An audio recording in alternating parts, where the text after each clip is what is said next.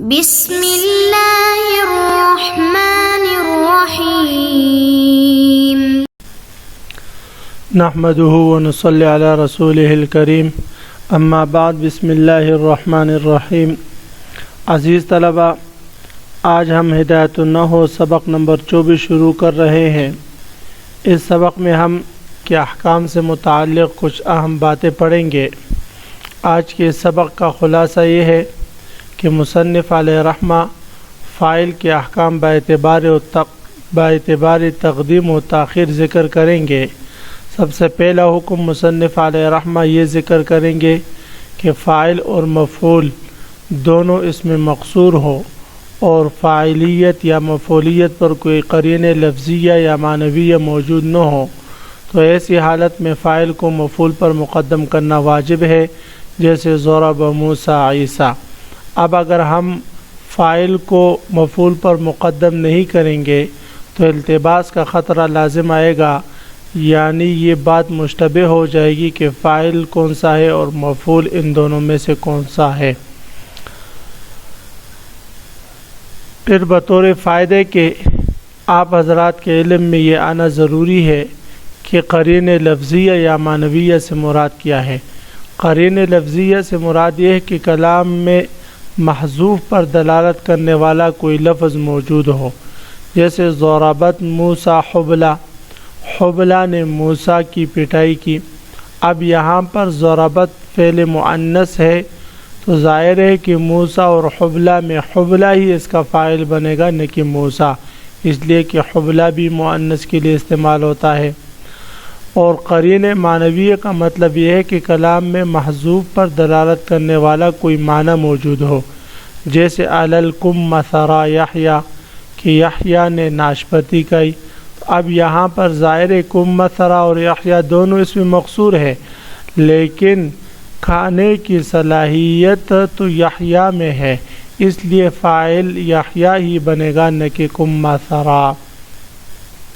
دوسرا حکم مصنف علیہ رحمہ یہ ذکر کریں گے کہ اگر فاعل اور مفعول دونوں میں التباس کا خوف نہ ہو، یعنی کلام میں محذوف پر دلالت کرنے والا کوئی قرینہ موجود ہو، تو پھر مفعول کو فاعل پر مقدم کرنا جائز ہے، جیسے ضرب زید عمرا اکل الکم مثرا یحییٰ۔ ضرب زید عمرا یہ قرینہ لفظیہ کی مثال ہے کہ اعراب موجود ہے، زید پر مرفوع ہونے کا اعراب ہے اور عمرا پر نصب کا اعراب ہے، کہ زید پر رفع ہے اور عمرا پر نصب ہے، لہذا زید فاعل اور عمرا مفعول ہوگا۔ اور اکل الکم مثرا یحییٰ یہ قرینہ معنوی کی مثال ہے کہ معنن ہمیں یہ پتہ چلا کہ یحییٰ ہی یا فاعل بن سکتا ہے، نہ کہ کم مثرا۔ اور پھر اس کے بعد مصنف علیہ رحمہ الفعل او الفاعل او کلیہما، یعنی فعل کو حذف کرنا کلام میں یا فاعل کو یا دونوں کو، اس سے متعلق ایک ضابطہ ذکر کریں گے۔ وہ ضابطہ یہ ہے کہ فعل، فاعل یا دونوں کی حذفیت پر اگر کوئی قرینہ موجود ہو تو ایسی صورت میں ان میں سے کسی ایک کا یا دونوں کا حذف کرنا جائز ہوگا، جیسے من ضربہ کے جواب میں زیدن کہا جائے۔ مثلا آپ سے کوئی پوچھے من ضربہ، کس نے مارا، کس نے پٹائی لگائی، تو آپ جواب میں کہتے زیدن۔ یہاں پر سوال قرینہ موجود ہے، لہذا زیدن کہنے سے مقصود حاصل ہو جائے گا، اور ضربہ فعل کو اگر ہم نے حذف بھی کر دیا تو کوئی مسئلہ نہیں، اصل میں تھا ضربہ زیدن۔ یا اگر کوئی شخص آپ سے پوچھے اقام زیدن کیا زید کھڑا ہے، تو آپ اس کے جواب میں کہتے ہیں نعم، تو یہاں پر قام اور یعنی قام نعم قام زیدن، اصل میں ہے قام زیدن۔ تو فعل اور فاعل دونوں کو آپ نے حذف کر دیا، لیکن چونکہ استفہام قرینہ موجود ہے تو اس لیے دونوں کو حذف کرنا یہ جائز ہے۔ بطور فائدے کے پھر مصنف علیہ رحمہ آپ کو ایک اور فائدے کی بات بتلائیں گے کہ کبھی فاعل کو حذف کر کے مفعول کو اس کے قائم مقام کر دیا جاتا ہے، جیسے ضرب زیدن، تو اصل میں تھا ضرب عامر زیدن، یعنی عامر نے زید کو مارا ہے، لیکن یہاں پر زید جو مفعول واقع تھا اس کو عمر کی قائم مقام کر کے فاعل کی قائم مقام کر کے اور فاعلیت والا اعراب اس پر جاری کر دیا اور ضرب زید بنا. تو یہاں پر جو ہے یہ زید جو ہے یہ اس کے لیے نائب فاعل بنے گا جس کو مفعول ما لم یسمى فاعلہ کہتے ہیں. جس طلبہ اب ہم آتے ہیں کتاب کی طرف تو سب سے پہلے ہم عبارت پڑھیں گے وَيَجِبُ تَقْدِيمُ الْفَاعِلِ عَلَى الْمَفْعُولِ إِذَا كَانَ مَقْصُورَيْنِ وَخِفْتَ اللُّبْسَ نحو ضرب موسى عيسى. ويجوز تقديم المفعول على الفاعل إن لم تخف اللبس نحو أكل الكمثرى يحيى وضرب عمرا زيد. ويجوز حذف الفعل حيث كانت قرينة نحو زيد في جواب من قال من ضرب. وكذا يجوز حذف الفعل والفاعل معا كنعم في جواب من قال أقام زيد. جی تو مصنف علیہ رحمہ فرما رہے ویجب تقدیم الفاعل علی المفعول، فاعل کو مفعول پر مقدم رکھنا یہ واجب ہے. ویسے فاعل تو مفعول پر ویسے ہی مقدم ہوتا ہے معنی کے اعتبار سے، لیکن یہاں پر مطلب یہ کہ الفاظ میں کتابت میں فاعل کو مفعول پر مقدم رکھنا، کلام میں فاعل کو مفعول پر مقدم رکھنا یہ واجب ہوگا اذا کان مقصورین، جب یہ دونوں یعنی فاعل اور مفعول اس میں مقصور ہو. وخفت اللبس، اور تجھے التباس کا خوف ہو، تجھے اشتباہ ہو کہ بھئی میں جو کلام کر رہا ہوں یا جو کتابت لکھ رہا ہوں اگر یہ اس میں فاعل اور مفعول دونوں اس میں مقصور ہے، اگر اس میں نے تقدیم و تاخیر کر دی تو پھر فاعل اور مفعول کی پہچان میں اشتباہ لازم ہو جائے گا مخاطب پر. تو اس لیے جب تجھے اس اشتباہ کا اندیشہ ہو تو پھر آپ پر واجب ہے کہ آپ فاعل کو مفعول پر مقدم رکھیں، جیسے ضرب موسیٰ عیسیٰ. تو اب اس کا ترجمہ ہم یہی کریں گے کہ موسیٰ نے عیسیٰ کی پٹائی لگائی، موسیٰ نے عیسیٰ کو مارا. یہ ترجمہ نہیں کریں گے کہ عیسیٰ نے موسیٰ کو مارا، اس لیے کہ ہم نے ابھی ضابطہ پڑھا کہ کلام عرب میں جب فاعل اور مفعول دونوں اس میں مقصور ہوں تو پھر فاعل کو مفعول پر مقدم رکھنا یہ واجب ہے.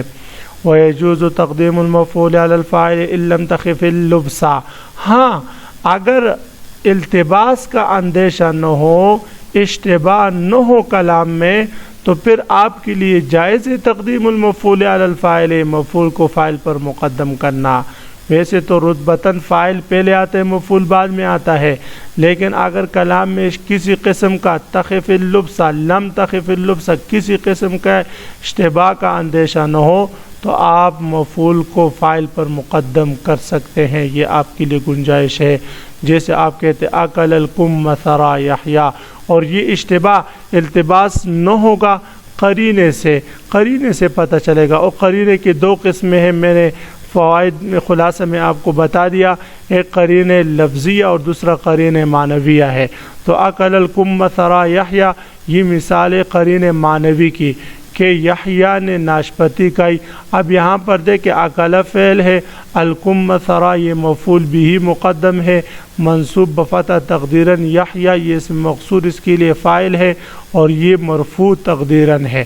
تو یہاں پر کمثرى مفعول ہی بنے گا، اس لیے کہ یحییٰ ہی وہ ذات ہے جس میں فاعلیت کی یا کانی کی صلاحیت ہے، وہ ناشپتی کھا سکتا ہے. کمثرى میں تو فاعلیت بننے کی صلاحیت ہی نہیں. وضرب عمرا زید، اور مارا عمر کو زید نے. اب یہاں پر دیکھیں چونکہ یہ مثال قرین لفظیہ کی، تو لفظوں میں چونکہ اعراب ظاہر ہے، عمرن کے بعد الف آیا ہے تو معلوم ہوا کہ یہاں پر نصب ہے، تو اس لیے یہ مفعول ہوگا. ضرب عمرا زید، عمر کو زید نے مارا، تو یہ قرین لفظیہ کی مثال ہوئی. وَيَجُوزُ حَذْفُ الْفِعْلِ حَيْثُ كَانَتْ قَرِينَةً. اب یہاں سے یہ بات بتلا رہے مصنف علیہ رحمہ کہ فعل کو کلام عرب میں حذف کرنا جائز ہے حیث كانت قرینۃ، لیکن ہر جگہ نہیں، جہاں کوئی قرینہ کوئی دلیل موجود ہو. نحو زید، جیسے آپ اپنے کلام میں کہتے ہیں زید فی جواب من قال، اس شخص کے جواب میں من ضربا، جو آپ سے پوچھے بھئی کس نے مارا، کس نے پٹائی لگائی، تو آپ جواب میں کیا کہتے ہیں؟ زیدن، زید نے پٹائی لگائی۔ تو اب اصل میں تھا ضرب زیدن، تو فعل کو آپ نے حذف کر دیا، اور حذفیت پر جو ہے وہ استفہام یعنی سوال قرینہ موجود ہے۔ وَقَذَا يَجُوزُ حذف الفعل والفاعل معًا، اور اسی طرح جس طرح صرف فعل کا حذف کرنا آپ کے لیے جائز ہے، اسی طرح فعل اور فاعل دونوں کو ایک ساتھ حذف کرنا بھی آپ کے لیے جائز ہے۔ کا نام، جیسے کہ نعم فی جواب من قال، آپ نعم کہتے ہیں اس شخص کے جواب میں جس نے کہا وہ اقام زید، کیا زید کھڑا ہوا، کیا زید کے لیے قیام ثابت ہے، استفہام ہے، تو آپ جواب میں صرف کہتے ہیں نعم۔ ہاں، تو یہ نعم کا مطلب یہ ہوگا کہ قام زید، جی ہاں زید کھڑا ہے۔ تو یہاں پر قام اور زید دونوں حذف ہوئے اور نعم اس کے قائم مقام آیا، اور یہ نعم حرف ایجاب یہ قرینہ ہے اس بات کا کہ یہاں پر فعل اور فاعل دونوں محذوف ہے۔ وقد یحذف الفاعل ویقام المفعول مقامہ۔ اب یہاں سے تیسرا ضابطہ، تیسرا فائدہ بتلا رہے مصنف علیہ رحمہ، وہ یہ ہے کہ کبھی کبھی فاعل کو حذف کیا جاتا ہے، ویقام المفعول مقامہ، اور مفعول کو اس فاعل کے قائم مقام کر دیا جاتا ہے۔ اذا کان الفعل مجہولا، لیکن یہ ہر جگہ نہیں ہوگا بھئی، وہاں جہاں فعل مجہول ہو، تو جہاں کہیں بھی فعل مجہول ہوگا آپ سمجھ جائیں کہ یہاں پر فاعل کو حذف کر دیا گیا ہے اور مفعول کو فاعل کا درجہ دے دیا گیا ہے، فاعل کے قائم مقام کر دیا گیا ہے۔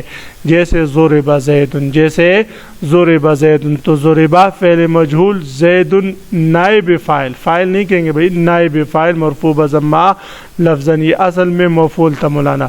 وَهُوَ الْقِسْمُ الثَّانِي مِنَ الْمَرْفُوعَاتِ، اور یہ جو زیدن یہ جو مرفوع ہے یہ مرفوعات کی قسم ثانی ہے۔